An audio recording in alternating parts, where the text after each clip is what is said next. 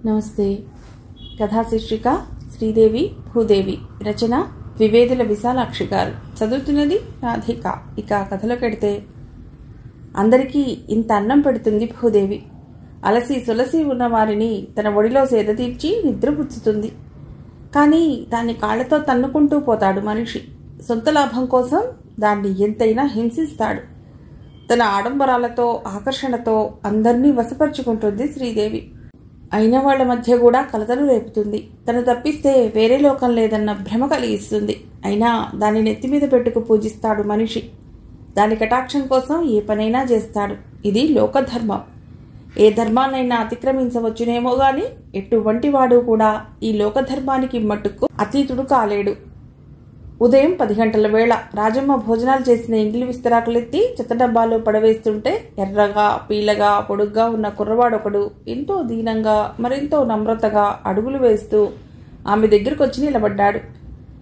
ఎవరు నాయనా, ఏం కావాలి అంటూ ఆప్యాయంగా పలకరించింది రాజమ్మ, అండ్ల చెయ్యి పైకొంగికి తగలకుండా జాగ్రత్త పడుతూ. నేను గంటివారి అబ్బాయినండి. నా పేరు గోపాలం. మాది జంగాల వలస అగ్రహారం. ఇక్కడ కాలేజీలో చదువుకోవాలని వచ్చాను. హాస్టల్లో ఉండి చదువుకోవటానికి మాది అంత కలిగిన కుటుంబం కాదు. నా వెనుక చదువుకోవలసిన 2 తమ్ముళ్ళున్నారు. పెళ్లి కావలసిన ఆడపిల్లలున్నారు. ఏదో మీలాంటి వారు దయతలిచి ఆదరిస్తే ఈ పేద విద్యార్థికి విద్యాదానం చేసిన పుణ్యం ఊరకే పోదండి. అదివరకే ఎందరి ముందరో అప్పజెప్పిన పాఠంలా ఆ కుర్రవాడు దిప్పుకోకుండా అలా చెప్పుకుపోతూ ఉంటే రాజమ్మ వింతగా చూసింది. మాది మరేవంత భారీ సంసారం కాదులే నాయన. ఏదో ఆ భగవంతుడి దయ వల్ల తిండికి బట్టకి లోటు లేకుండా కాలక్షేపం అయిపోతున్నది అందావిడ. ఎదురుగా ఆమె వంక ఆశతో నిలిచిన ఆ పిల్లవాడు ఎండకు వాడిన లేత చిగురాకుల కందిన ముఖాన్ని కిందకు వాల్చుకుని ఏమనేందుకు తోచనట్లు కాలి బొటనవేలుతో నేల రాస్తూ అలా ఉండిపోయాడు. అమాయకంగా లేతగా ఉన్న ఆ పిల్లవాడిని చూస్తే రాజమ్మకి జాలేసింది. అతడిని ఆ పరిస్థితిలో నిలబెట్టిన లేమిని తలుచుకుంటే ఒళ్ళు జలధరించింది. తన వల్ల అతడికి సహాయం జరిగే మార్గం లేదని చెప్పవలసి వచ్చినందుకు తన అసక్తత మీద తనకే కోపం వచ్చింది. ఆరాటాలన్నీ పుక్కిటబట్టి ఒండుపన్ను అడుగంటాక తేట తేలిన వరద నీటిలా నిర్మలంగా ఆ కుర్రవాడి వంక చూస్తూ అడిగింది, ఇంతకీ నీకేం కావాలి నాయనా అంటూ. కాలేజీ జీతానికి స్కాలర్షిప్ ఉందండి. తిండికి వారంలో 6 రోజులు వారాలు కుదిరాయి. మిగిలిన ఒక్కరోజు మీ ఇంట వారం ఇస్తే 2 పూటలా పట్టెడన్నాం. అంతకు మించి మిమ్మల్ని ఏమీ కోరనమ్మా. అన్నం కోసం దేహి అని అడగటం ఆ కుర్రవాడికి అంతకు పూర్వం అలవాటు లేదులాగుంది. ఆ మాట అంటుంటే అతడి కంఠం వణికింది. కళ్లల్లో నీళ్లు తిరిగాయి. అప్పటికింకా కరువు కాటకాలు దేశం మీద అంతలా విరుచుకుపడలేదు. 2వ ప్రపంచ యుద్ధం కూడా భూమి మీద తన విహారాన్ని ఇంకా మొదలు పెట్టలేదు. తిండి కోసం నోరు విడిచి అడుగుతూ గుమ్మం ముందుకు వచ్చిన ఆర్తుడికి పట్టెడన్నం పెట్టకుండా పొమ్మనే అలవాటు ఇంకా అంతగా చెలామణిలోకి రాని రోజులవి. కుర్రవాడలా అడుగుతుంటే రాజమ్మ కాదనలేకపోయింది. అలాగేలే బాబు, మాతో పాటు గంజో కడుగో ఏదుంటే అది తాగుదు గాని ఏ రోజునొస్తావో చెప్పు అంది రాజమ్మ. మీ మేలు ఎప్పటికీ మర్చిపోనమ్మా. మీ ఇంట భోజనానికి మంగళవారం నాడు వస్తాను. నమస్కారం అమ్మా అంటూ ఆమె దగ్గర సెలవు తీసుకుని వెళ్ళిపోయాడు గోపాలం. మంగళవారం నాడు భోజనాల సమయంలో విస్తళ్లు వేస్తున్న చిన్న కూతురితో ఆ పక్కగా మరో ఆకు వేయి అంది రాజమ్మ. నూతి దగ్గర కాళ్ళు కడుక్కుని వాకిలి చుట్టి వచ్చి వరండాలో అరుగు మీద కూర్చున్నాడు గోపాలం. ఎవరమ్మా ఈ చుట్టం అంది సీత తల్లితో మెల్లిగా. ఆ పిల్లవాడి పేరు గోపాలంట. వారాలు చేసుకుంటూ కాలేజీలో చదువుకుంటున్నట్ట. మన ఇంట 1 వారం కావాలంటే సరేనన్నాను. ఇక నుంచి ప్రతి మంగళవారం వస్తాడు. కాస్త గుర్తుంచుకో అంది రాజమ్మ. అయ్యో పాపం, రోజుకో ఇంట తిండా అనుకుంది శాంత అతడి వంక జాలిగా చూస్తూ. రాజమ్మకి 4 పిల్లలు. శాంత పెద్ద పిల్ల, సీత రెండవది. ఆ పిల్ల వెనక 2 మగపిల్లలు, రాము గోపి. సన్నగా పొడుగ్గా గడకరలా ఉంటుంది శాంత. శరీరవర్ణం చామన ఛాయ. 6 ఏళ్ల పిల్లగా ఉన్నప్పుడు స్ఫోటకం వచ్చి తలలో అక్కడక్కడ కుండలు వేశాయి. ఆ స్థలంలో తిరిగి జుట్టు మొలవలేదు. ఎంతో కాలంగా మరామత్తు లేని తారా రోడ్డులా ఎత్తుపల్లాల్లా గుంటలు మాత్రం మిగిలాయి. అక్కడ శరీరం కనిపించకుండా మిగిలిన జుట్టునే నున్నగా దువ్వి తలంతా పరిచేలా సర్ది గట్టిగా బిగించి జడవేసుకుంటుంది శాంత. పలుచని తలకట్టు వల్ల ఆ పిల్ల బుర్ర మరీ చిన్నదిగా పొడుంకాయలా కోలగా కనిపిస్తుంది. ముక్కు కొంచెం సప్పిడి, లోతైన గుండ్రని కళ్ళు, చిన్న నోరు, సూదిగా కొనదేలిన గడ్డం. ఇది శాంత బాహ్య రూపం. నోరు విప్పి మాట్లాడే వరకు, మనస్ఫూర్తిగా నవ్వే వరకు శాంతలో దాగున్న అందాలేమిటో ఎదుటివారికి ఏమాత్రం తెలిసి రావు. ముళ్ల డొంకల మధ్య అప్పుడే విచ్చుకుంటున్న గోరెంట పువ్వులా ఈ అనాకారి మనిషి నవ్వులో ఇంత అందాన్ని ఆ దేవుడు ఎలా పదిలపరిచాడా అనిపిస్తుంది ఆ నవ్వు చూసిన వారికి. కానీ దేవుడిచ్చిన ఆ వరాన్ని కూడా సరిగ్గా ఉపయోగించుకుని ఎదుటివారి నుండి మెప్పు పొందే పాటి తెలివితేటలైన ఆ పిల్లకి లేవు. ఎప్పుడూ మౌనంగా ఏదో యంత్రంలా తల్లి ప్రమాయించిన పనులన్నీ ఆయాసం, విసుగు అన్న మాట లేకుండా చేసుకుపోతుండటమే శాంతకి తెలుసు. సీతదంతా తల్లి పోలిక. వెడల్పైన ముఖం, సూది ముక్కు, పెద్ద కళ్ళు, పొత్తైన తలకట్టు, ఛాయ కూడా శాంతకన్నా బాగా మెరుగు. అక్కలా 5వ క్లాస్తోనే చదువుకు స్వస్తి చెప్పకుండా తల్లితో పోట్లాడి హైస్కూల్లో ప్రవేశించింది. నీట్గా, చలాకీగా, ఎదుటివారిని ఇట్టే ఆకర్షించేలా ఉంటుంది సీత. భర్త రంగనాథం ఊళ్ళో లేని కారణాన పిల్లల పంక్తినే గోపాలానికి కూడా వడ్డన చేసింది రాజమ్మ. పులుసులోకి మరి కాస్త అన్నం మారువేస్తూ, నీ బస్ ఎక్కడ బాబు అంటూ ప్రశ్నించింది. ప్రస్తుతానికి దేవస్థానం వారి సత్రంలో ఉంటున్నానండి, కానీ వాళ్ళు ఆట్టే రోజులు ఉండనిచ్చేలా లేరు. ఎక్కడైనా చిన్న కొట్టు అద్దెకు చూసుకుని వెళ్ళిపోవాలనుకుంటున్నాను. మీకు ఎరికెలో ఏమైనా ఉన్నాయా అండి అన్నాడు గోపాలం పులుసు అన్నం కలుపుకుంటూ. చూసి చెప్తాలే నాయనా అంది రాజమ్మ. ఆ మాట అంటుండగానే రాజమ్మ మనసులోకి ఒక ఆలోచన వచ్చింది. కానీ భర్త ఆలోచించకుండా ఏ మాట అనటం ఇష్టం లేక అప్పటి కూరుకుంది. రంగనాథం గారిది తాతల నాటి ఇల్లు. ఒక వావి వరుస లేకుండా వాకిళ్లు, వరండాలు, మూలకొట్లు, నడసావిళ్లు అన్నట్టుగా ఉంటుంది. అంతా తమ కిందే ఉంచుకుందికి పెద్దది. అద్దెకిచ్చేందుకు సదుపాయం లేదు. నెలకొక్కసారి ఇల్లు కడుగుతున్నప్పుడల్లా ఏమిల్లో నాకు నా ప్రాణం పుచ్చుకుంటున్నది. దీన్ని హాయిగా తెగనమ్మి పారేసి ఏ అద్దె ఇంట్లోకైనా పోయినా బాగుండును అంటూ వర్ణిస్తుంది రాజమ్మ. తాతల నాటి ఆ ఇల్లంటే రంగనాథానికి ఒక విధమైన మమకారం ఉంది. ఆ కారణంగానే ఏ విషయంలోనూ భార్య మాట కాదనని వాడు ఆ ఇల్లు అమ్మటం విషయంలో మాత్రం ఆమె మాటల్ని చెవిని వేసుకోకుండా తప్పుకుపోతుంటాడు. క్యాంపు నుంచి భర్త రాగానే రాజమ్మ గోపాలం బస విషయం బయటపెట్టింది. కుర్రవాడు మంచివాళ్లా ఉన్నాడు.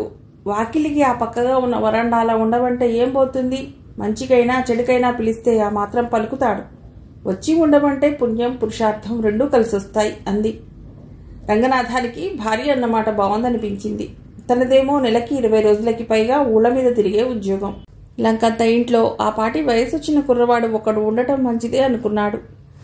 రాజమ్మ ఆలోచన ఫలితంగా 3వ నాటికి గోపాలానికి రంగనాథం గారింట వసతి సౌకర్యం ఏర్పడింది.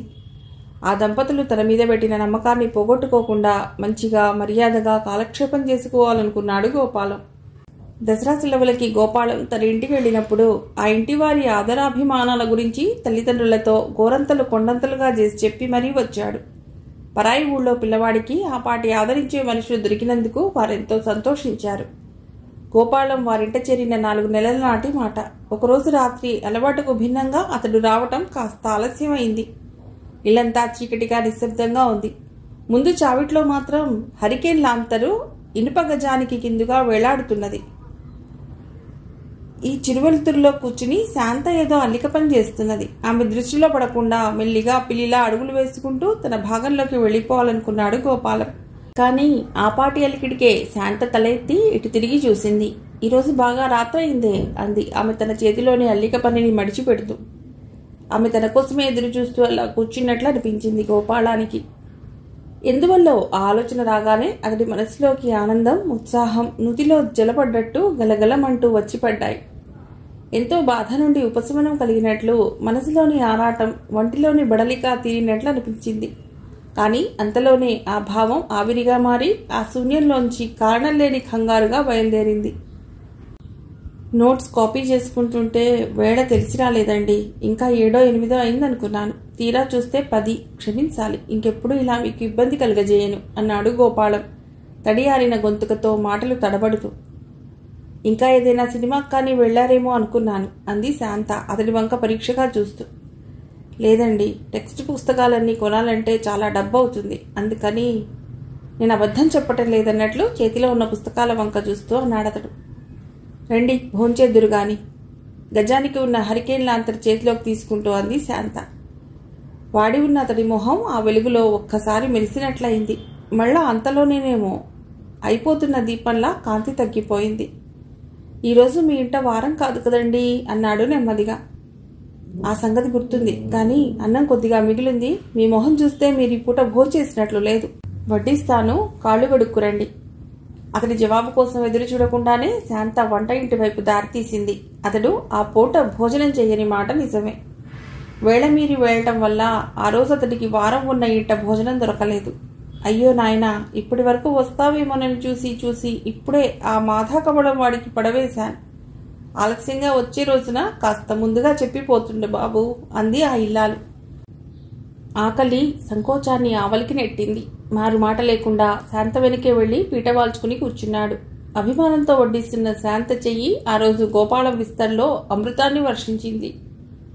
ఈరోజు వంటకి కొత్త రుచి వచ్చింది అన్నాడు గోపాలం పులుసు కలుపుకుంటూ. అది మీ ఆకలి రుచి, అంతకన్నా మరేం లేదు అంది శాంత. మర్నాడతడికి అసలు విషయం తెలియవచ్చింది. నెల రాజమ్మ వాకటప్పుడు శాంతే వంట చేస్తుంది. తల్లి వంట కన్నా కూతురి వంట రుచిగా మంచిగా ఉన్నట్లు అనిపించింది గోపాలానికి.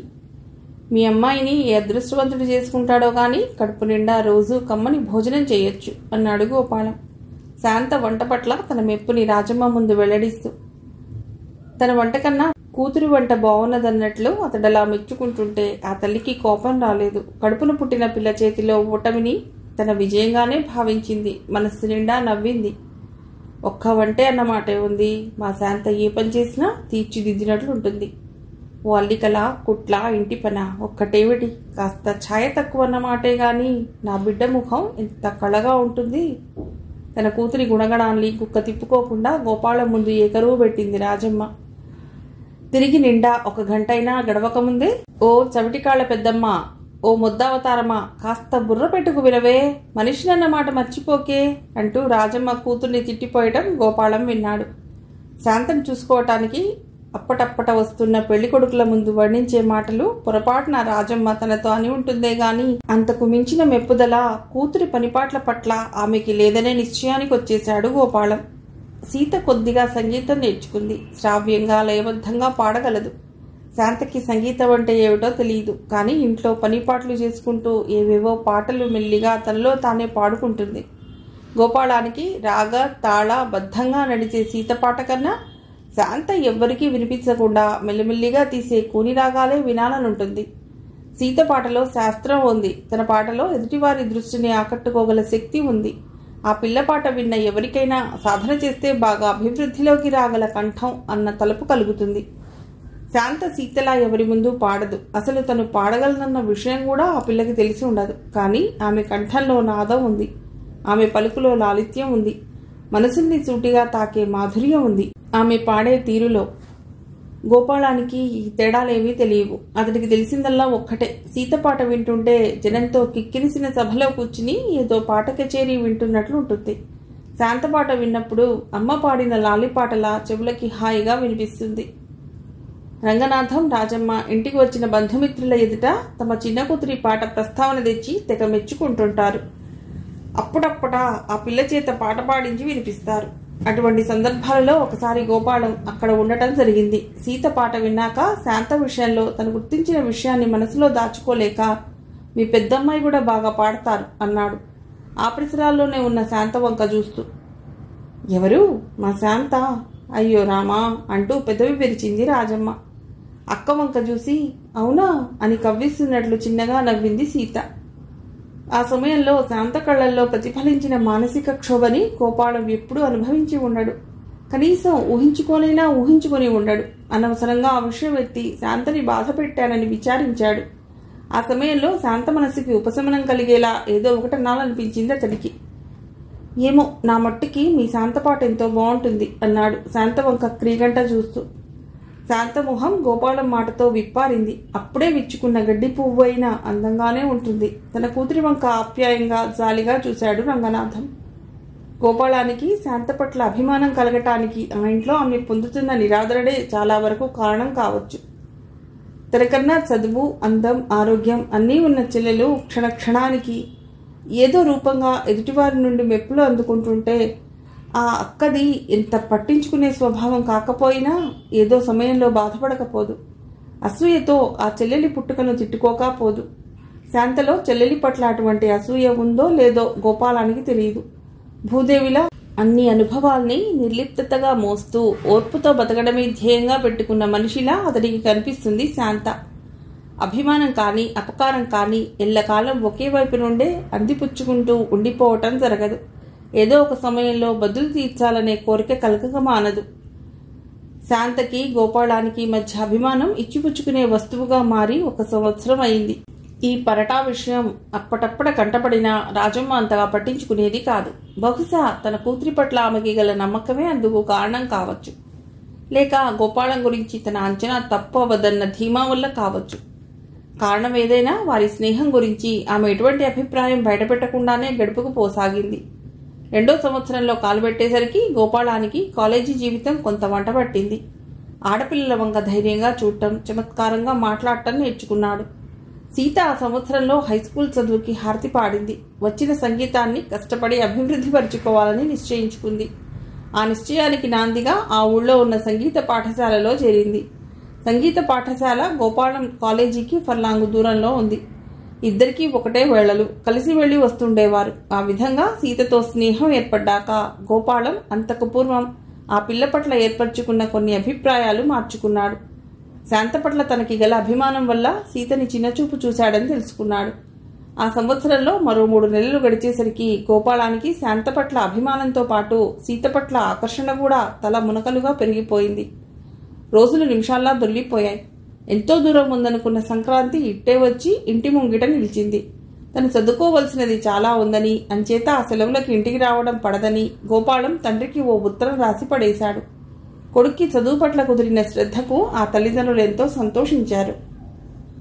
పండగ పూట ఇంత మిఠాయి అయినా కొనుక్కొని తినమని ఎవరో తెలిసిన వారు ఆ ఊరు వస్తుంటే వారి చేత కొడుక్కి కొంచెం సొమ్ము పంపించాడు. ఆ సొమ్ముతో గోపాలం సీతకొక పౌడర్ డబ్బా కొన్నాడు. శాంతకొక పాటల పుస్తకం కొన్నాడు.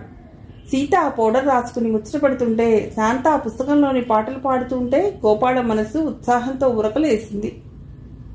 ఆ సంవత్సరం మొదట్లో ఎవరో స్నేహితుడు గోపాలానికి ఒక క్యాలెండర్ ఇచ్చాడు. అటు శ్రీదేవి ఇటు భూదేవి, మధ్యని శంఖచక్రధారి అయిన విష్ణుమూర్తి. అందుమీద ఉన్న బొమ్మ ఇది. శ్రీదేవి తన కొంటె చూపులతో విష్ణుమూర్తిని కవ్విస్తున్నట్లుంది. భూదేవి తన అచంచల ఆరాధనతో నారాయణుడిని వశపరుచుకుంటున్నట్లుంది. 2 భార్యలను ముద్దుగా దగ్గరకు తీసుకుని అనురాగ సుధలు వర్షింపజేస్తున్నట్లుగా చిన్నగా నవ్వుతున్నాడు శ్రీమన్నారాయణుడు. ఆ క్యాలెండర్ పైనున్న బొమ్మ గోపాలానికి వచ్చింది. తన పక్కకి అటువైపున ఒక గోడకి ఒక మేకు కొట్టి దానికి తగిలించాడు. సంక్రాంతి సెలవుల్లో చదువుకి పోగా మిగిలిన కాలాన్ని ఆ బొమ్మని చూస్తూ అలా గడిపివేయటం అలవాటు చేసుకున్నాడు. రోజు రోజుకి ఆ చిత్రం తనకేమో కొత్త సంగతులు చెప్తున్నట్టు, కొత్త రూపుదిద్దుకుంటున్నట్లు అనిపించేది గోపాలానికి. ఆ రోజు సంక్రాంతి, రాజమ్మ గారింట వారం, ఇంకా భోజనాలకి బాగా సమయం ఉంది. ఏమీ చేయటానికి తోచక గోపాలం విష్ణుమూర్తి బొమ్మని చూస్తూ కూర్చున్నాడు. బొమ్మను అలా చూస్తూ ఉంటే అతడికి ఒక తమాషా అయిన కోరిక కలిగింది. సన్నగా ముళ్ళు చెక్కిన పెన్సిల్ ఒకటి తీసుకుని శ్రీదేవి చీరమడతల్లో సీత పేరు, భూదేవి పాదాల వద్ద శాంత పేరు అతి చిన్న అక్షరాలతో అందంగా రాశాడు. చిరునవ్వులు చిలికిస్తున్న విష్ణుమూర్తి చేతనున్న చక్రం మధ్యగా తన పేరు రాయబోతుంటే రాజమ్మ ఏదో పని తిన్నగా చేయలేదని శాంతం మీద కస్సుమని లేచింది. ఆమె కేకతో గోపాలం త్రుళ్ళిపడ్డాడు. చేతిలో ఉన్న పెన్సిల్ కిందపడి ముళ్ళు విరిగి ముక్కలయింది. అతడి మనసులోని ఉత్సాహం కూడా విరిగిన ముళ్ళులాగానే చిన్న భిన్నం అయిపోయింది. దిగాలు పడి మంచం మీద వాలిపోయాడు గోపాలం. తల్లి కేకలకి శాంత పెదవి కదిపి జవాబు చెప్పలేదు. తల వంచుకుని మౌనంగా తనకి చెప్పిన పని చేసుకుపోసాగింది. భూదేవి భూదేవి అనుకున్నాడు గోపాలం క్యాలెండర్లో ఉన్న బొమ్మ వంక చూస్తూ. అంతలో వచ్చింది సీత. తలంటు పోసుకున్న జుట్టుతో, తల్లో పువ్వులతో, కొత్త చీరతో, సరికొత్త అందాలతో ఆ పండుగ పూట ఆ ముస్తాబులో మిళమిళ మెరిసిపోతున్న సీత వంక కన్నార్పకుండా చూశాడు గోపాలం. గోపాలం, ఈ చీర రంగు నాకు బాగుందా లేదా? చనువుగా ప్రశ్నించింది సీత. గోపాలం క్యాలెండర్ వంక చూశాడు. శ్రీదేవి చీర కుచ్చిళ్లలో తను పదిలంగా రాసిన సీత పేరు భద్రంగా ఉంది. అటు నుంచి ఇటు దృష్టి తిప్పి సీతను తృప్తిగా చూశాడు. నేను ఇక్కడ ఉంటే అటు చూస్తావేం? సీత అలుకతో మూతి బిగించింది. గోపాలం కంటికి ఆ కోపంలో సీత మరీ అందంగా కనిపించింది. చాలా బాగుంది. ఈ లేత గులాబీ రంగు నీ వంటికి ఎంతో నప్పింది అన్నాడు గోపాలం. సీత తన చీర వంక ముచ్చటగా చూసుకుంది. అక్కకి ఏ రంగుది కొన్నారు? గోపాలం తన కుతూహలాన్ని దాచుకోలేక అడిగాడు. ఏమో నాకేం తెలుసు, కొన్నది నాన్నగారు, కొనిపించుకున్నది ఆవిడ. అంది సీత చిరచిరా అక్కడి నుంచి వెళ్ళిపోతూ. రమారమి 2 ఏళ్లుగా ఆ ఇంటి విషయాలు ఆకలింపు చేసుకుంటున్న గోపాలం ఎవరిని అడగకుండానే ఊహించుకున్నాడు. చివరికి తల్లిదండ్రులకు కూడా ఈ పక్షపాత బుద్ధి ఉంటుందన్నమాట. పెట్టినా పెట్టకపోయినా పెదవి కదపని శాంత లాంటి పిల్లల్ని చూస్తే వారికి లోకువే. అందచందాలు లేని శాంత ఏ చీరలో ఉన్నా ఒక్కలాగే ఉంటుందని ఊరుకుని ఉంటారు. చెల్లెలతో పాటు తనకో చీర కొంటే పండుగ పూట శాంత కట్టుకోదు. చినుగు పట్టిన ఆ పాత చీరతో ఎందుకుంటుంది అనుకున్నాడు. సాయంకాలం రాజమ్మ సీత పసుపు కుంకాలు పంచడానికి వెళ్లారు. సీతతో శాంత వెళ్ళలేదు. శాంత ఎక్కడికి వెళ్ళదు. అసలు ఆ పిల్లకి అటువంటి సరదాలు లేవు. కూతురు రమ్మని రాజమ్మ కూడా బలవంతం చేయదు. రంగనాథం వీధి అరుగు మీద పండుగ పేకాట సందడిలో ఉన్నాడు. ఏమీ తోచని గోపాలం వాకిట్లో అటు ఇటు పచార్లు చేస్తున్నాడు. శాంతగాని కనిపిస్తే పలుకరించి తన సానుభూతి తెలియజేయాలన్న కోర్కే అతడి మనసులో అంతర్గతంగా ఎక్కడో మొదలైంది. అదే సమయంలో పక్క గదిలోంచి బయటికి వచ్చింది శాంత. కొత్త చీర కట్టుకుని వదులుగా జడవేసుకుంది. మెడలో ఏవో నగలు, ముఖానికింత పౌడర్, జడలో పెద్ద పూల చెండు. కంటి కొసలను సాగదీస్తూ సన్నగా దిద్దిన కాటుక రేఖ. ఆమెని ఆశ్చర్యంగా కింద నుండి మీద వరకు చూస్తూ, ఏమిటి వేషం శాంత అన్నాడు గోపాలం. ఏం బాగలేదా? నీకు నచ్చలేదా? సూటిగా అతడి కళ్ళలోకి చూస్తూ ప్రశ్నించింది శాంత. ఇంతకన్నా నువ్వు రోజులా నిరాడంబరంగా ఉన్నప్పుడే నాకు బాగుంటావు. ఈ వేషంలో, ఈ అలంకరణలో అబ్బా, అవన్నీ తీసిపారే శాంత. తలలో మరీ వెర్రిగా ఉన్న పువ్వులు పెట్టుకుంటే ఏం బాగుంటుంది? రోజులా 1 2 పెట్టుకుంటే సరిపోదా? విసుగుతో కూడిన మందలింపుగా అన్నాడు గోపాలం. ఆ విధంగా ఆ పిల్ల వేషభాషల్ని శాసించే హక్కు తనకుందా లేదా అని ఆ సమయంలో అతడు ఆలోచించలేదు. శాంత నిరాడంబరంగా ఉంటే కొంత నయంగా ఉంటుంది. పిచ్చిగా చెల్లెల్ని అనుకరిస్తూ తనకున్న కొద్దిపాటి అందాన్ని ఆమె అలా నాశనం చేసుకోవటం అతడు సహించలేకపోయాడు. ఇలా అలంకరించుకుంటే నీకు బాగుంటుందనుకున్నాను అంది శాంత తప్పు చేసిన దానిలా తలవాల్చి, కింద పెదవి పైదానితో నొక్కి పెడుతూ. నాకు బాగుంటుందా? ఉన్న అందాన్ని అలంకారం పేరుతో ఇలా నువ్వు పాడు చేసుకుంటుంటే నాకిష్టమా? ఎవరు చెప్పారు శాంత? నీతో ఈ మాట ఎవరు చెప్పారు? ఉద్రేకంగా బాధగా అన్నాడు గోపాలం. ఎవరూ చెప్పలేదు. ఎందుకు, నేనే అలా అనుకున్నాను అంది శాంత నెమ్మదిగా. ఆమె అన్న మాటలో నిజం లేకపోలేదు. తల్లో అన్ని పువ్వులు పెట్టుకుంటే, వదులుగా జడ వేసుకుంటే, ముఖానికి అంత పౌడర్ పులుముకుంటే గోపాలానికి ఇష్టమని శాంతతో ఎవరూ చెప్పలేదు. కానీ ఎందువల్లో ఆమెకు అలా అనిపించింది. ఆ విధంగా అలంకరించుకున్న సీతతో గోపాలం చాలాసార్లు సరదాగా నవ్వుతూ మాట్లాడటం చూసింది శాంత. తనకి సన్నిహితంగా ఉండే ఒకే ఒక్క వ్యక్తి ఈ అలంకరణ మూలంగా దూరమైపోతాడేమోనన్న ఆరాటం ఆమెలో ఆ తెగువని ప్రవేశపెట్టింది. అలవాటుకి భిన్నంగా ఆమెచే ఆ వేషం వేయించింది. మారుమాట లేకుండా తల వంచుకుని ఆ ఇంట్లోకి వెళ్ళిపోయింది శాంత. పండుగ పూట ఆమె మనస్సుని అలా కష్టపెట్టినందుకు ఎంతగానో నొచ్చుకున్నాడు గోపాలం. అరగంట తర్వాత తిరిగి వచ్చిన శాంత ముఖంలో అంతకు కొద్దిసేపటి క్రితమే ఎంతో కష్టపడి వేసుకున్న అలంకరణ చిహ్నాలు మచ్చుకైనా కానరాలేదు. నిజంగా శాంత అలా అలంకరించుకుందా, లేక పక్క చుట్టకి చేరబడి కన్నులు మూసి తను కలగాని కన్నాడా అని ఆలోచనలో పడ్డాడు గోపాలం. తర్వాత అటువంటి అలంకరణతో శాంతని గోపాలం ఎప్పుడూ చూడలేదు. 1 2 సార్లు పెళ్లి చూపులకి ఎవరో వస్తున్నారంటూ రాజమ్మ శాంతని ముస్తాబు చేయకపోలేదు. కానీ ఆ అలంకరణలో అటు తల్లికి గాని ఇటు కూతురికి గాని పెద్దగా అభిప్రాయం ఏమీ ఉండేది కాదు. గోపాలం BA పరీక్షలు రాసే ముందు శాంతకి ఏదో సంబంధం వచ్చింది. అదివరలో వచ్చి వెళ్ళిన అందరిలాగానే వీరు ఇంటికెళ్ళి పిల్ల నచ్చలేదంటూ ఒక పంక్తి ఉత్తరం రాసి పడేశారు. కాదంటే తాజా కలంగా దానికి మరో మాట జత చేశారు. ఏమన్నారు అంటూ ప్రశ్నించాడు గోపాలం. అందరూ అంటున్న మాటే, చిన్నపిల్లనిస్తే చేసుకుంటారట అంది రాజమ్మ నిట్టూరుస్తూ. నేను మాట చెప్తాను, వింటారా అన్నాడు గోపాలం సందేహిస్తూ. అతడి మాటలో ఏదో ఆశ తొంగి చూస్తున్నట్లు అనిపించింది రాజమ్మకి. అతడికి ఇష్టమైన మెంతి పెరుగు మరి కాస్త విస్తట్లో వడ్డిస్తూ, ఏమిటి నాయనా చెప్పు. దాని మెడలో ఆ 3 ముళ్ళు పట్టానికి ఎవరేం చెప్పినా వింటాం, ఏం చేయమన్నా చేస్తాం అంది. సీతకు ముందు పెళ్లి చేసేయండి, అప్పుడు పిల్లని చూసుకుంటామంటూ ఇంటికొచ్చిన వారికి ఇటువంటి కుంటి సాకులు చెప్పి శాంతని అవమానపరిచే అవకాశం ఉండదు అన్నాడు గోపాలం. పెద్దదానికి కాకుండా చిన్నపిల్లకి పెళ్ళా? రాజమ్మ ముఖం దిగులుగా వాలిపోయింది. అటు తర్వాత కూడా శాంతకి ఎన్నో సంబంధాలు వస్తూనే ఉండేవి, వెడుతూనే ఉండేవి. పిల్లకి ఇక పెళ్లి కాదేమోనన్న భయం పట్టుకుంది రాజమ్మకి. ఎవడో ఒకడు మగవాడన్నవాడు కనిపిస్తే చాలు వాడి చేతుల్లో పెట్టి బాధ్యత వదులుచుకోవాలన్న స్థితికి వచ్చింది. ఇంకా శాఖ గీక ఏమీ చూసేది లేదు నాయనా. పిల్లవాడు ఆరోగ్యంగా ఉండి దాని కడుపుకింత అన్నం పెట్టగల తాహత్తు ఉంటే చాలు. నీ ఎరికలో ఎవరైనా ఉంటే చూసిపెట్టు బాబు అంది రాజమ్మ ఒకరోజు భోజనాల సమయంలో. శాంతి పెళ్లి కోసం మీరింతగా ఎందుకు కంగారు పడుతున్నారో నాకు అర్థం కావటం లేదండి. శాంతకి మొగుడు కావలసిన వాడు ఇప్పటికే ఎక్కడో అక్కడ పుట్టి ఉంటాడు కానీ ఇక ముందు పుట్టబోడు కదా. ఆ కళ్యాణ శుభ సమయం కలిసి వస్తే తనంతట తనే దిగి వస్తాడు. ఇంతకీ శాంతకి ఏమంత వయస్సు మీరిందని అన్నాడు గోపాలం తిన్న విస్తరి మడిచి లేచిపోతూ. ఏదో నాయనా, నీ నోటి చలం వల్ల అంత మాట ఎప్పటికైనా పుడితే అదే 10,000 అంది రాజమ్మ. గోపాలం పరీక్షలు పూర్తయ్యాయి. బాగా చేశాను, పాస్ అవుతా అన్న ధైర్యంతో సామాన్లు సర్దుకుని ఇంటికి బయలుదేరాడు. అతడు సామాన్లు సర్దుకుంటుంటే ఆ పాత క్యాలెండర్ తనకి కావాలంది శాంత. ఏం చేసుకుంటావు, రంగులు కూడా వెలిసిపోయాయి అన్నాడు గోపాలం. ఆ మాటకి శాంత ఏమీ జవాబు చెప్పలేదు. దాన్ని భద్రంగా తన గదిలోకి తీసుకుపోయింది. చిన్న తమ్ముడి రేకుపెట్టెలో నుండి చిన్న పెన్సిల్ ముక్క తీసి విష్ణుమూర్తి గుండెల మీద గోపాలం పేరు పట్టి పట్టి తనకు చేతనైనంత అందంగా రాసింది. శ్రీదేవి ముఖం మీద అడ్డంగా నిలువుగా 4 గీతలు పెట్టింది. ఆ క్యాలెండర్ని గుండ్రంగా చుట్టబెట్టి చిన్న పురితాడుతో విడిపోకుండా ముడివేసి తన బట్టల మధ్య దాచుకుంది. తన ఊరికి వెళ్లిన 4 నెలలకి గోపాలం దగ్గర నుండి ఉత్తరం వచ్చింది. అతడికి తాలూకా కచేరీలో ఉద్యోగం అయిందంటూ. వారం 10 రోజుల్లో వచ్చి ఛార్జీ తీసుకుంటున్నాను. మిమ్మల్ని అందరినీ మళ్లీ చూడటం అవుతున్నందుకు నాకు సంతోషంగా ఉంది అంటూ రాశాడు. ఉత్తరం చివర శాంత కులాసాగా ఉందా అడిగానని చెప్పండి అంటూ మరో పంక్తి పొడిగించాడు. ఉత్తరంలోని ఆ చివరి వాక్యం రాజమ్మ మనసులో ఎన్నో ఆలోచనలు రేకెత్తించింది. గోపాలం తమ ఇంట కాలు పెట్టిన నాటి నుండి శాంత పట్ల అతడు కనబరిచిన అభిమానం, ఆమె పనిపాటలపై అతడు చూపించిన ఆసక్తి రాజమ్మలో ఏవో ఆశలు కల్పించాయి.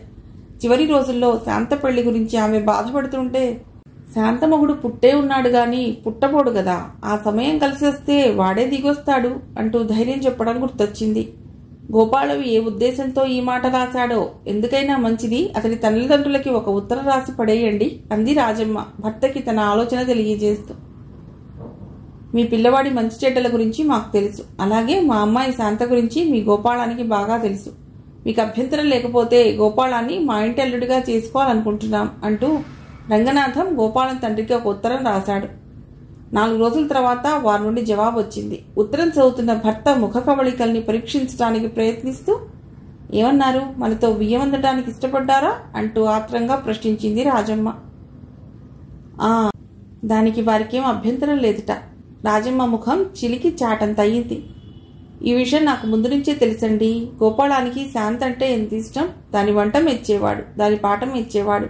చివరికి మొన్న ఉత్తరంలో కూడా శాంతక్షేమమే అడిగాడు. కానీ సీత విషయం మాట వరుసగైనా రాశాడా? ఇంతకీ నా తల్లి అదృష్టవంతురాలు, ఉత్తముడైనవాడు, దాని మీద అభిమానం ఉన్నవాడు మొగుడుగా దొరుకుతున్నాడు. ఆ రోజు ఆ పిల్లవాడు అమ్మా పట్టెడన్నం అంటూ వచ్చినప్పుడే ఏదో బాంధవ్యం ఉన్నట్లు నా మనస్సు బాధపడింది. ఆ భగవంతుడే ఇలా నా గుమ్మానికి పంపాడు. రాజమ్మ గుక్క తిప్పుకోకుండా తన ఆనందాన్ని ఆలోచనల్ని అలా చెప్పుకుపోతుంటే, ఇక చాలించి నీ ధోరణి, గోపాలం చేసుకుంటానన్నది శాంతని కాదు సీతని అన్నాడు రంగనాథం భారంగా. ఏమన్నారు? తన చెవుల్ని నమ్మలేనట్లు తిరిగి ప్రశ్నించింది రాజమ్మ. ఇదంతా చూస్తుంటే సీతకి ముందుగా పెళ్లి చేసేయడమే మంచి పనిలా అనిపిస్తుంది అన్నాడు రంగనాథం దిగులుగా. కన్న తండ్రి మీరు ఆ మాటే అంటున్నారా అంది రాజమ్మ కంటతడితో. ఏం చేయటం రాజు, కొన్ని నిజాలు చేదుగా ఉంటాయి. ఒక విధంగా ఆ చేదు కూడా వంటికి మంచిదే.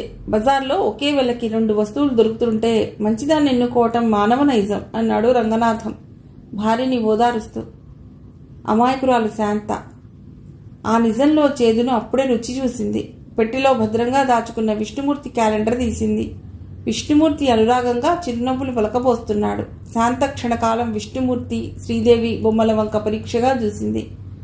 అబద్ధం, అంతా మోసం అంటూ విష్ణుమూర్తి శ్రీదేవి బొమ్మల్ని కసిగా చింపి చిన్న చిన్న ముక్కలుగా చేసి పోగులెట్టింది.